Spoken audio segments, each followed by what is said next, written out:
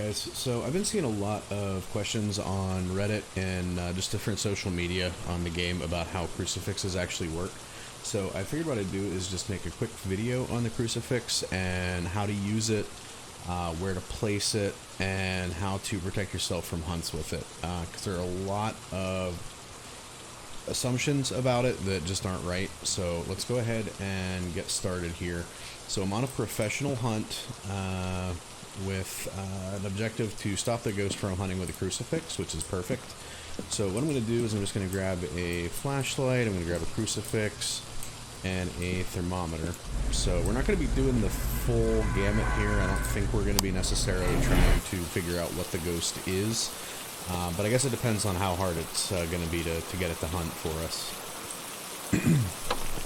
Oh, guess who forgot the key?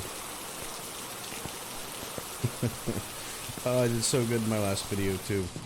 Alright, so let's just grab the key and then we'll go ahead and get started. So I picked Tanglewood here. That way it's going to be a fairly small building. We're not going to have a ton of problems finding the ghost. And then once we get it, we can lock down with that crucifix and get it started from there. So let's get our thermometer on. That's also, for anybody who's not super familiar with the game, the thermometer is by far the easiest way to find the ghost pretty quickly. There we have a bone, so that's convenient. So what you're looking for, and this is probably going to change in a future patch, but it might be around for a while. So essentially the ghost is always going to be in a room that's below 10 degrees Celsius. I don't use Fahrenheit, even though I'm in the US for this, just because it's so easy to glance over and see, you know, 10 degrees or lower and just go from there. So just going to sweep the house real quick, see if we can't find ourselves a cold room, and then we'll go from there. Let's hope it's not a basement ghost, even though it's looking like it might be. You might have to do 2 sweeps. They don't always. Nope. We have ourselves a cold spot. Where was that? Let's see. I definitely saw a hard dip. Here? Or is it in here? It's in here. Alright, so the kitchen is where the ghost is. So you can see right here, it's warm. Gonna get colder and colder as soon as we get near the hardwood here. Oh, getting aggressive, and we're warm on the carpet. Go to the hardwood and it's cold. So looks like we're getting stuff tossed around already, so we definitely got an active one. So what I'm going to do here is lay the crucifix down right about here. So the way crucifixes actually work is they have to be on the ground. It does absolutely nothing for you if it is in your hand when the ghost starts to hunt. The other thing is a crucifix can't actually stop a hunt even if you throw it. So if you don't already have the crucifix on the ground and a hunt starts, you're screwed. You gotta hide and hope for the best. So, we've not a lot of aggressive activity, but a lot of activity nonetheless. So let's get the second crucifix.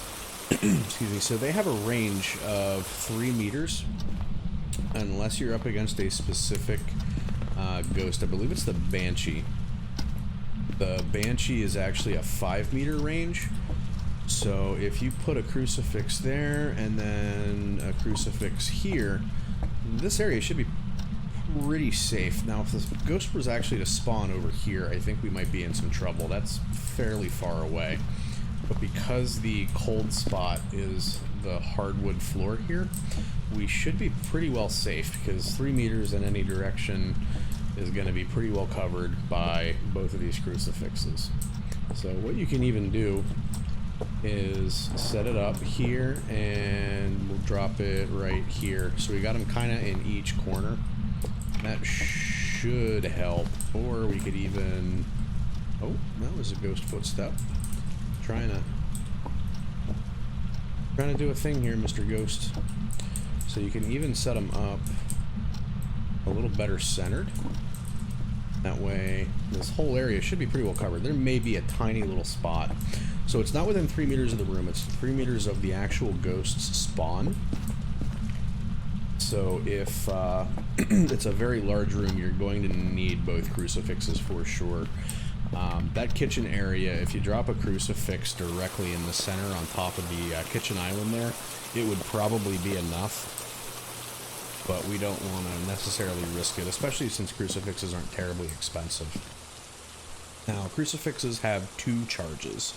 So you won't actually be able to physically see the first charge get used up. The second charge will actually cause you to... there we go. So we have freezing temperatures. So the second charge will actually break the crucifix and it will disappear off the ground. So if you had a crucifix in a spot and it suddenly disappears, then you've actually been saved from getting hunted twice. Close that door. Let's peek around here a little bit. So I'm hoping to get that objective done. The ghost actually being prevented from hunting, just so you can kind of see it. But the ghost has been kind of tossing stuff over here, so I was hoping we'd get an EMF hit, but nothing yet. But I guess we might as well just play this out, right? There's no reason really not to. So we'll toss this on the island. My throwing game is not good. Try to throw at a shallower angle. A lot of times that'll keep them from actually flipping over. There we go. And, oh, okay, so we had the lights flicker there. And the flashlight did not flicker, so that should just be the ghost doing ghost things. I don't think that was actually a hunt prevention. Just because I don't think my sanity's low enough quite yet. But at the end of the day, you've got to throw the crucifix on the ground, and you've got to have it down before the hunt begins. Otherwise, you're going to have a bad time, and the ghost is just absolutely going to wreck you.